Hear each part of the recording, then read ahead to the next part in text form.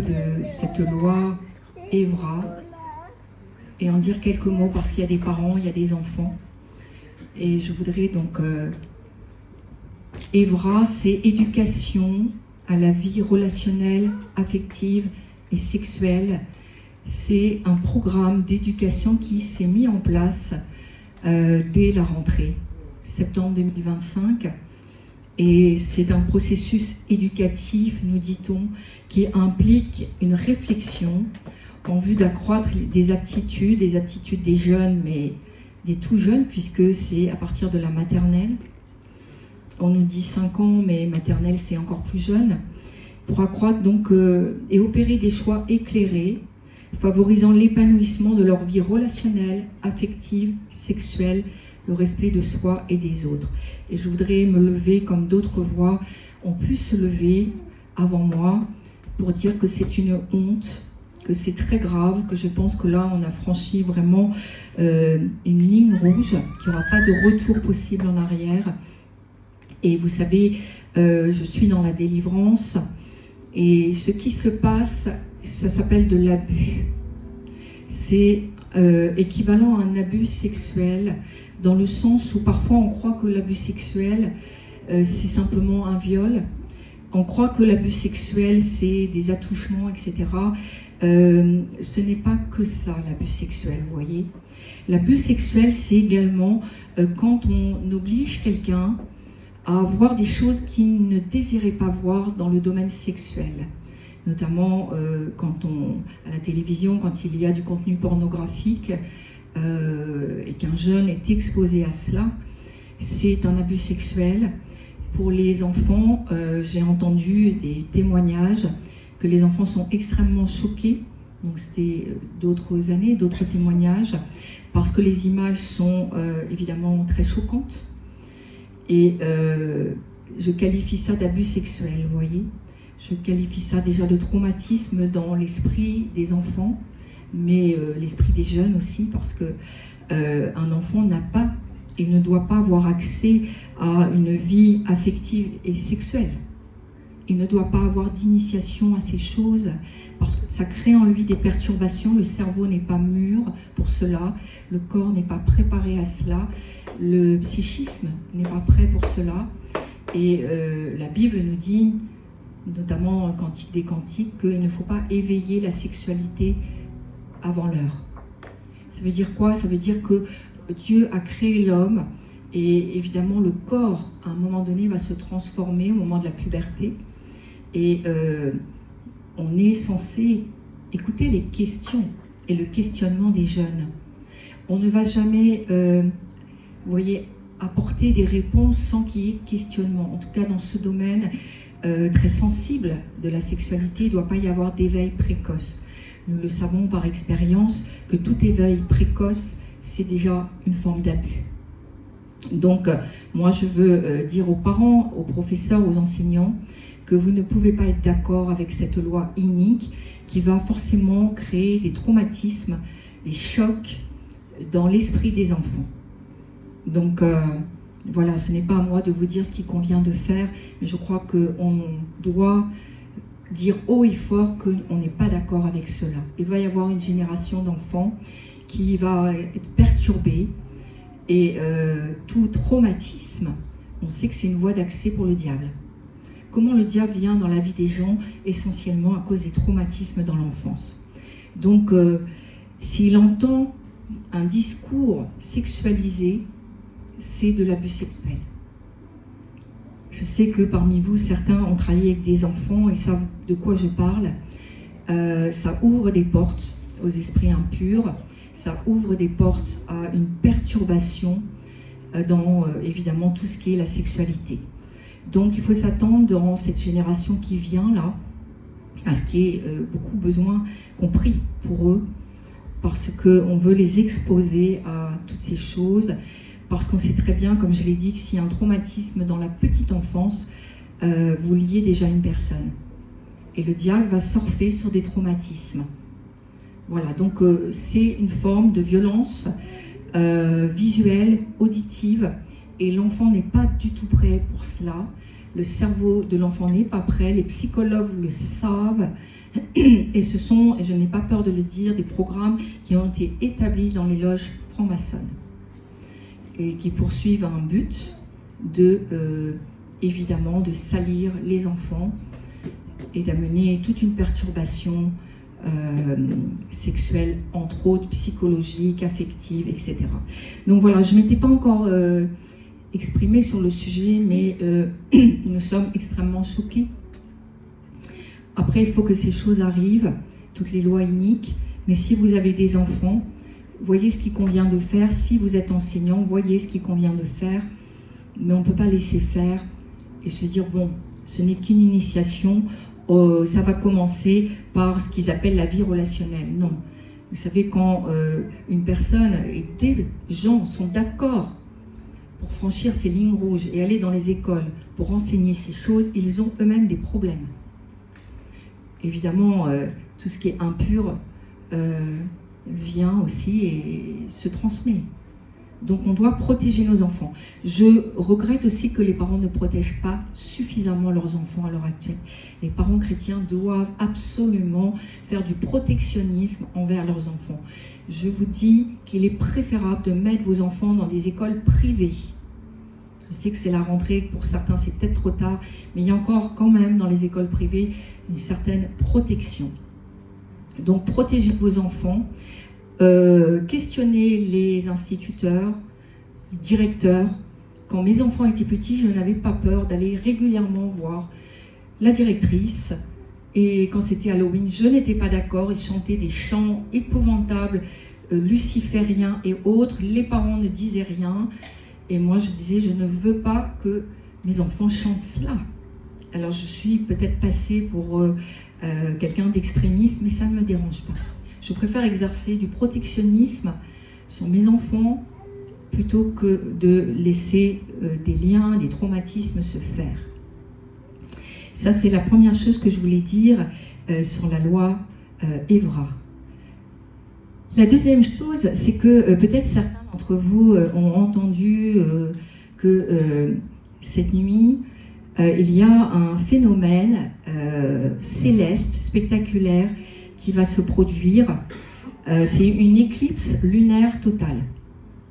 Et on appelle ça la lune rouge ou la lune de sang. Bon, peu importe, c'est un phénomène évidemment qui s'explique, qui n'a rien de mystique. C'est la Terre qui passe entre le Soleil et la Lune à ce moment-là, je crois que c'est aux alentours de 20h ce soir. Et l'atmosphère terrestre filtre la lumière, et les rayons bleus donc sont dispersés, tandis que les rayons rouges et orangés atteignent la surface de la Lune.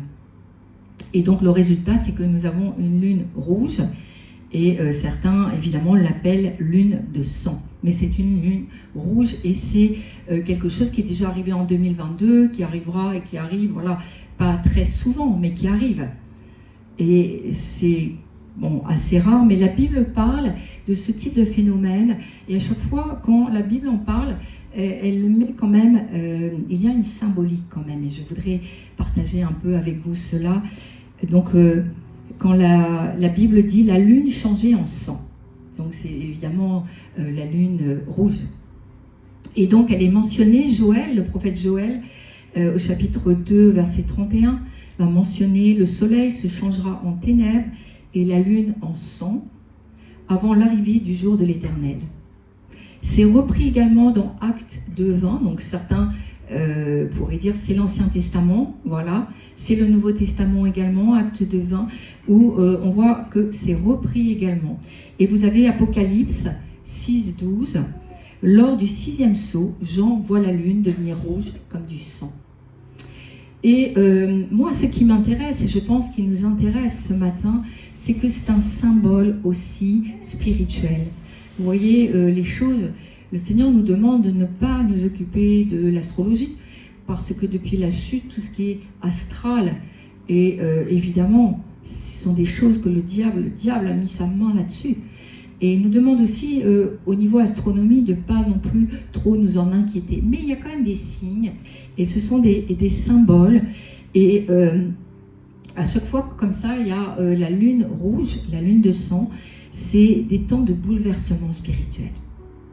Vous voyez, Dieu permet aussi qu'il y ait comme ça des signes dans le ciel. Et ceux qui connaissent la parole, ceux qui étudient, ceux qui ont soif aussi de savoir en quel temps on est, ce sont des indicateurs. Et dans la parole de Dieu, on voit que c'est des temps de bouleversement spirituel, des temps de jugement, des avertissements de Dieu aussi, qui précèdent des événements majeurs. Voilà. Et donc, vous avez bien compris, nous en aurons une, c'est ce soir ou demain. C'est ce soir à 20h. Alléluia. Et je voudrais, pour finir cette première partie, j'ai prié par rapport à cela. Et si je partage ce matin, c'est que j'en suis convaincue. Anne Griffith, qui est prophète anglo-saxonne, j'aime beaucoup les anglo-saxons pour leur simplicité. Ce sont souvent des serviteurs qui sont simples en fait dans leur approche, dans leur partage. Et elle a publié, et je vous renvoie à sa dernière publication, mais je vais donner un résumé de ce qu'elle dit. Elle dit entre Rosh Hashanah, donc Rosh Hashanah c'est une fête juive qui va avoir lieu le 24 septembre, et Sukkot, Sukkot c'est une fête joyeuse, qui aura lieu le 13 octobre, tout va changer. Les allégeances vont changer, les gouvernements, l'économie, les réseaux sociaux, tout va changer. Ce qui est politique, tout ce qui est économique, les lois, les gouvernements, les alliances, nous allons être testés. Et ça va énormément impacter le corps de Christ. Elle poursuit, notre position dans la prière va impacter les rois, les ministres, le gouvernement. Votre voix, donc là elle s'adresse à nous chrétiens, votre voix est essentielle dans cette saison. On ne peut pas se taire, frères et sœurs. Les organisations chrétiennes qui étaient stables et fiables, et je pense aux grandes organisations chrétiennes qui ont investi des milliers d'euros dans des bâtiments ou autres, vont devenir comme des sables mouvants. Il faudra aller là où il y a présence réelle du Seigneur. C'est moi qui ai rajouté réel, parce que je crois que dès l'instant où c'est une église, tout le monde croit qu'il y a la présence du Seigneur. Pour peu qu'il y ait un peu de musique, on s'ambiance un peu, on dit Jésus est là, Jésus est là. Non, c'est pas à ça qu'on reconnaît qu'il y a la présence du Seigneur. C'est l'onction aussi, la puissance du Saint-Esprit. Une toute petite église, même une réunion de maison, peut avoir beaucoup plus de présence du Seigneur qu'une grande assemblée de 2000 membres, par exemple. Et elle dit, il faudra comprendre ce que le Seigneur est en train de faire et ce qu'il nous demande à nous. C'est Anne Griffith qui le dit, je crois dans ce qu'elle dit, je crois que tout va dans ce sens. L'apôtre Daniel Vindini avait également partagé qu'il avait reçu et des prophètes anglo-saxons, des prophètes américains ont dit que les tribulations démarraient et allaient démarrer en cette fin d'année, que l'année 2025 allait être coupée en deux, et que voilà, il y aurait un nouveau départ pour autre chose. Je crois que ces choses vont arriver. Je ne sais si c'est sur les dates, pourquoi pas entre deux fêtes juives que Anne Griffith nous donne. Je crois dans l'authenticité de son ministère, et je crois que de toute manière tout va changer. Nous allons passer par une remise en question, mais il faut la faire avant, vous comprenez. Et je vais vous parler de ça un peu. Les sécurités vont être un peu ébranlées et nous ne pourrons regarder qu'au Seigneur. On ne pourra pas regarder dans des grandes organisations, des grands rassemblements, des grandes conventions, mais peut-être dans des petites réunions où il y a réellement la présence du Seigneur. Je sais que dans ce lieu, le pasteur Louis vraiment prêche sur le Saint-Esprit. Je sais que c'est un homme qui recherche aussi la présence du Seigneur. Et ça, c'est important. Parce qu'il y en a, ils sont dans les programmes, ils ont investi des milliers, voire pour ne pas dire des millions d'euros dans des bâtiments et autres. Mais ils ont oublié que l'essentiel, c'était la présence du Seigneur. S'il n'y a pas la présence du Seigneur, c'est des sables mouvants. Et les chrétiens vont aller de tente en tente, cherchant la présence du Seigneur, parce qu'ils vont être ébranlés aussi. C'est un temps de test. Et moi, je me réjouis parce qu'on va enfin voir là où il y a la présence du Seigneur. Il suffira plus de le dire, vous comprenez ? Parce que là où il y aura la présence réelle du Seigneur, il y aura une protection et un feu tout autour. S'il n'y a pas la présence du Seigneur, il n'y a pas de protection. Tout est exposé, parce qu'on est dans des techniques de motivation humaine. Il ne faut pas rechercher cela. Il faut vraiment rechercher l'onction, la présence du Saint-Esprit, qui fera seule la différence. Je crois que, je parlais avec le pasteur Louis tout à l'heure, il y a encore beaucoup de ministères qui vont être ébranlés, exposés, peut-être des gens auxquels vous ne pensez pas, parce qu'il n'y a pas la présence, parce qu'ils sont passés à côté. Ils ont développé, je dirais, une compétition au ministère. Ils sont sur, il faut avoir le maximum de likes, de vues, etc. Et en fait, ils en ont perdu l'essentiel, qui est leur vie à eux et leur intimité avec le Seigneur. Et évidemment, la présence et cultiver la présence du Seigneur. C'est grave parce que quand nous sommes dans la compétition au ministère, on entraîne forcément des gens derrière nous. Et après, les gens sont blessés, déçus, désabusés, et se disent, mais finalement, c'est comme le monde alors. Je vous assure, Dieu ne va pas regarder au nombre de personnes. Il va regarder vraiment au cœur de ceux qui sont en position d'autorité. Et les masques vont tomber, l'hypocrisie va tomber, parce que vous savez, dans ces temps, il est urgent de régler ces problèmes. Moi, je l'ai déjà dit, quand je suis venue, il me semble, la dernière fois, mais parce que ces temps de tribulation vont faire que Satan va tout dévoiler. Voilà, pour l'instant, on a l'impression que c'est un peu caché encore, et certains disent de façon hypocrite, c'est caché, nous sommes cachés en Christ. Notre vie de piété est cachée en Christ. Oui, beaucoup de choses sont cachées en Christ, mais les péchés personnels, le manque de sanctification, le diable va exposer cela. Plus. Il faut régler nos problèmes. C'est vraiment la dernière limite. Il faut se tenir sur la brèche. Essayez de réduire vos distractions. Essayez vraiment de vous enfermer dans la présence du Seigneur. Parce que quand tout va bouger, qu'il va y avoir le chaos, notre cœur va être troublé si on n'a pas trouvé Dieu avant. Notre cœur va être ébranlé.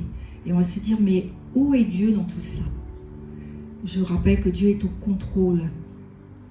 La terre appartient à Dieu. Et même si le diable a mis sa main, et même si le diable œuvre aujourd'hui sur terre, Dieu est au contrôle. Et il poursuit un but à travers cela, c'est de sauver des milliers, des millions de personnes. Il faut que nous soyons des voix VOIX. Soyez courageux.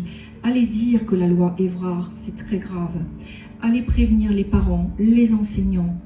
Allez expliquer. Il ne faut pas se taire. Il ne faut pas qu'ils puissent nous faire taire. Parce que le Seigneur va se servir de nos voix. Ils vont chercher à nous déstabiliser, à nous intimider, mais nous devons parler. Nous devons dénoncer. Nous devons dire les choses. Je crois que l'image de l'Église va changer complètement et que ce ne sera plus l'Église institutionnelle que nous avons connue jusqu'à maintenant, mais une Église différente, un nouveau visage de l'Église, peut-être quelque chose qui sera épuré, plus simple, plus authentique, loin de toute hypocrisie, de tout pharisianisme, vous voyez ? Quelque chose vraiment qui est beaucoup plus proche du cœur de Dieu. Dieu n'est pas dans ces grandes hypocrisies. Dieu cherche vraiment des hommes et des femmes qui se tiennent sur la brèche et qui lui disent « Seigneur, tu peux m'utiliser. Sers-toi de moi. » Il n'y a pas besoin d'avoir un grand ministère pour cela. Dieu cherche des gens sur qui il va pouvoir compter pendant ces tribulations et pendant ce réveil. Il veut pouvoir compter sur vous, sur chacun d'entre nous. Ce ne sera pas forcément possible, mais en tous les cas, je crois que nous pouvons collaborer avec le Saint-Esprit. 6 septembre est ce que les uns et les autres pensent, et ce que je pense aussi, septembre-octobre, effectivement, ça va remuer beaucoup de choses dans nos vies. Et comme l'a dit Anne Griffiths, ça va également impacter beaucoup le corps de Christ. Il nous faut être stable. Ce n'est pas le moment de changer d'église, de changer de pasteur, sûrement pas. Il faut être stable. Il ne faut pas être sur des sables mouvants. Vous verrez, les uns changeront, ils iront à gauche, à droite, ils changeront de tente. Ils se diront peut-être que dans telle autre tente, c'est mieux, telle autre église, telle autre organisation. L'esprit de sirène des eaux, ça aussi. Et c'est un leurre. Moi, je me réjouis, je voudrais vous communiquer vraiment aussi, parce que je suis enthousiaste. Depuis que je me suis convertie, on parle de ces choses. On parle d'Apocalypse, on se dit, waouh, ça va être quelque chose quand on va vivre cela. Alors on y arrive. Et la parole ne dit pas d'être triste, elle dit, relevez la tête, votre délivrance est proche. Vraiment, il faut se réjouir, parce que nous allons vraiment voir des choses que nous n'avons jamais vues. Je crois que nous allons voir des choses que cette terre n'a jamais portées. Des miracles sans précédent, des prodiges, toutes ces choses, nous allons les voir. Et nous allons moissonner dans l'allégresse. Ceux qui ont semé dans les larmes vont moissonner avec chant d'allégresse. Et moi, je me réjouis énormément. Parce qu'après le réveil, qui va se faire, je pense, en tout cas qui va démarrer dans le chaos, après le réveil, c'est l'enlèvement. Je ne sais pas si vous êtes comme moi, nous devons soupirer après ces choses. Nous devons soupirer après l'enlèvement. Et je vais parler, et ce sera le début de mon message. Donc voilà, je vais m'arrêter là pour ce premier.